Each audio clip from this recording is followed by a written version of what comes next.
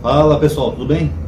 A ministra Aniele Franco, ela comentou sobre as enchentes no Rio de Janeiro. Aliás, é lastimável, né, o que está acontecendo no Rio, né? Toda a solidariedade, perdão. A ministra Aniele Franco, comentando sobre as enchentes no Rio de Janeiro, aliás, lamentável, né, o que está acontecendo no Rio, né? Toda a solidariedade aos cariocas, é a galerinha do Rio. Ela falou que isso é culpa do racismo ambiental.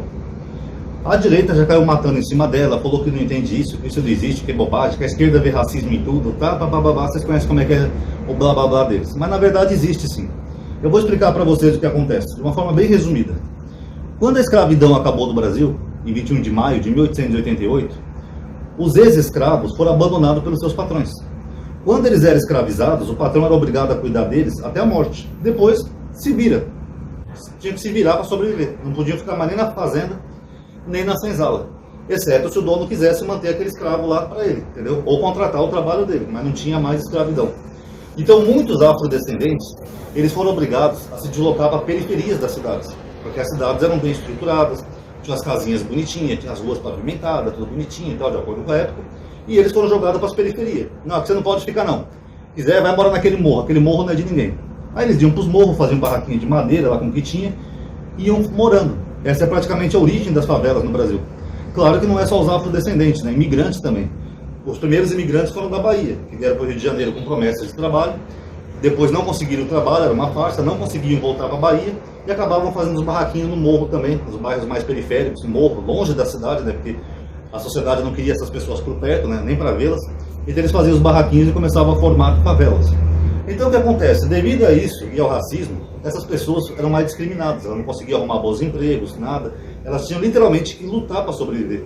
Na Bahia, inclusive, era comum aquelas mulheres fazendo acarajé, né, doce, cocada, essas coisas, para tentar sobreviver.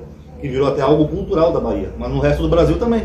As mulheres faziam docinho, coxinha para tentar vender, ou iam trabalhar de doméstica, fazer limpeza. Os homens iam ser pedreiro, trabalhar na roça, para tentar ganhar algum trocadinho, para tentar sobreviver. Enquanto isso, eles iam crescendo e amontoando suas favelas nesses lugares mais periféricos e lugares geograficamente que não eram para ser habitados, porque o morro é mais perigoso. Quando você constrói no morro, além de você estar desmatando, o que tira a proteção natural do morro, aquelas casinhas não são construídas para aguentar desastres naturais, como uma chuva forte. Então as pessoas que moram nessas regiões mais periféricas são regiões mais perigosas. São morros, tal, tudo já desmatado, são casas sem estrutura, às vezes pega aquele tijolinho baiano, faz uma casinha de qualquer jeito. Eu sei que eu comprei uma casinha assim para mim, perdão, eu comprei uma casinha assim para mim aqui na periferia de São Paulo, bem longe da capital e no morro. Eu só não posso morar lá porque eu estou com trombose, mas é bem no meio do morro minha casinha, uma casinha bem vagabundinha, feita com tijolinho baiano e tal, que é só que o pobre pode comprar. Então esses lugares, pessoal, eles são de alto risco.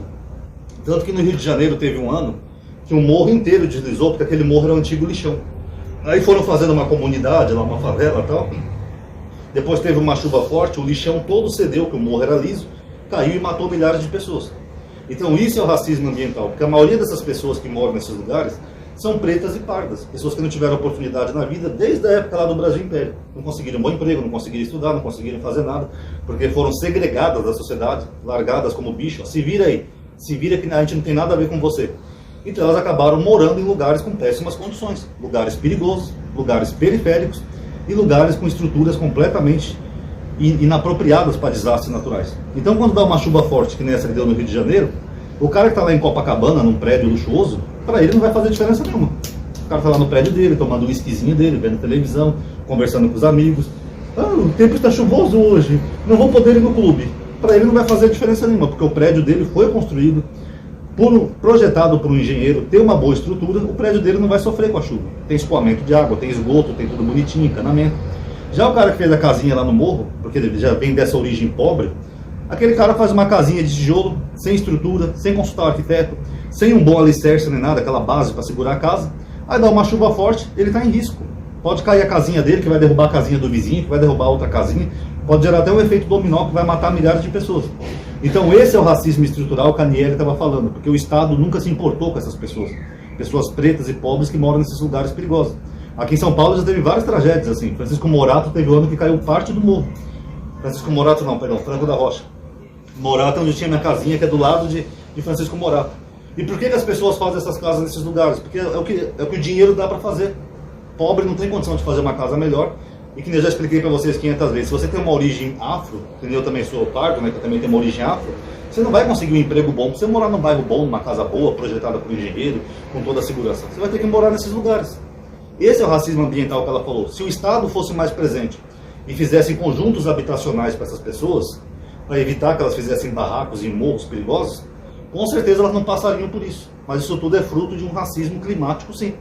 Porque o Estado faz vários projetos para pessoas de classe média, brancos, tal, que nem até esses projetos habitacionais de construtora, que fica inacessível para essas pessoas. Para eles só resta mesmo uma casinha no morro. Esse é o racismo ambiental que a Aniele está falando. E não é frescura não, pessoal. Se você for em qualquer periferia aqui de São Paulo, a maioria assim, preto ou pardo. E a maioria das casas correm risco toda vez que chove. Eu sei que até a minha casa lá, que eu tenho lá em Morato, ela tem interno risco. Porque se der uma puta chuva lá em Morato, ela pode rolar todinha do morro e cair. Como a casa de um vizinho meu, que acho que umas 3 casas da minha, caiu na última vez que choveu forte em São Paulo.